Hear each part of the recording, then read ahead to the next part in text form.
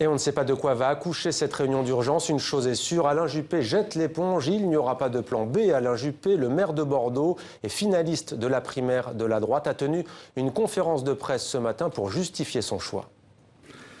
Comme l'a montré la manifestation d'hier au Trocadéro, le noyau des militants et sympathisants LR s'est radicalisé.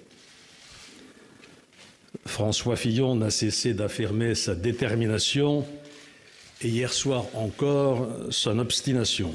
Le déclenchement des investigations de la justice à son encontre et son système de défense fondé sur la dénonciation d'un prétendu complot et d'une volonté d'assassinat politique l'ont conduit dans une impasse. Notre éditorialiste Laurent Bazin nous a rejoint sur le plateau de 64 minutes. Bonsoir Laurent. Bonsoir. Ce sont des mots très durs. Extrêmement durs, notamment pour le candidat Fillon. On vient de l'entendre, dont il critique Alain Juppé la dérive. On comprend ce qu'il dit, hein. Populiste et jusque-boutiste. Radicalisé, dans la France d'aujourd'hui, c'est un mot très fort. C'est un mot qu'on emploie pour les islamistes. Hein. Donc c'est vraiment extrêmement puissant. Enfin, il a arrosé tout le monde, si j'ose dire, Alain Juppé. Tous les candidats présents, y compris Emmanuel Macron, et aussi ceux qui l'ont empêché à l'intérieur de son propre camp d'être le recours.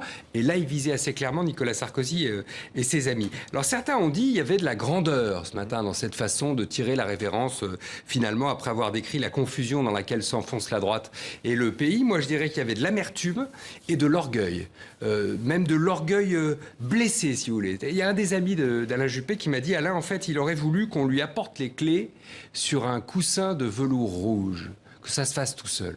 Et bien, si vous voulez, il y a des moments en politique, dans la vie d'un pays, dans un moment critique comme celui qu'il a décrit ce matin, où le Front National n'est pas si loin, en vérité, des portes du pouvoir. C'est un mot qu'on a beaucoup entendu ces dernières années, où il faut sans doute savoir mettre sa fierté dans sa poche. Alain Juppé, il a préféré se mettre aux abonnés absents. Et du coup, allez, c'était quoi? Quelques minutes après cette conférence de presse d'Alain Juppé, eh bien, les partisans de Nicolas Sarkozy, ceux que l'on appelle les sarkozystes, ont exhorté François Fillon à se choisir un successeur. Ce sont les propres mots. Oui, donc sort, la porte est là. Là, les sarkozystes ont décidé de mettre la pression sur François Fillon après avoir obtenu ce qu'ils voulaient, c'est-à-dire qu'Alain Juppé jette l'éponge. C'est quand même eux qui l'ont obtenu, hein. Encore une fois, on le redit. D'abord, problème, quel successeur ? Maintenant, il n'y a plus Alain Juppé. Nicolas Sarkozy ne peut pas y aller. Il est empêché, Nicolas Sarkozy. Je rappelle qu'il est renvoyé en correctionnel. Donc si François Fillon ne peut pas y aller, Nicolas Sarkozy ne peut pas y aller non plus. Nicolas Sarkozy, il pousse François Baroin. Très bien, mais François Baroin, c'est pas Juppé. C'est pas la même stature, vous voyez. Donc c'est compliqué. Premier problème. Deuxième problème, François Fillon. François Fillon, il est devenu absolument incontrôlable. Il souffle chaud, il souffle froid. Le mercredi soir ou le mercredi matin, il renonce. Le mercredi midi, il reste. Samedi soir, il renonce. Dimanche au Trocadéro, il expliquait à ses amis, si vous décidez de m'en aller, qu'il faut que je m'en aille, je m'en irai. Et d'ailleurs, je vous ai dit hier soir, pour moi, il a fait un pas décisif. Paf, 3 heures plus tard, aux 20h, il vient contredire tout ça et expliquer que pas du tout, il s'en ira pas. Qu'est-ce qui se passe? François Fillon est en train de jouer la montre.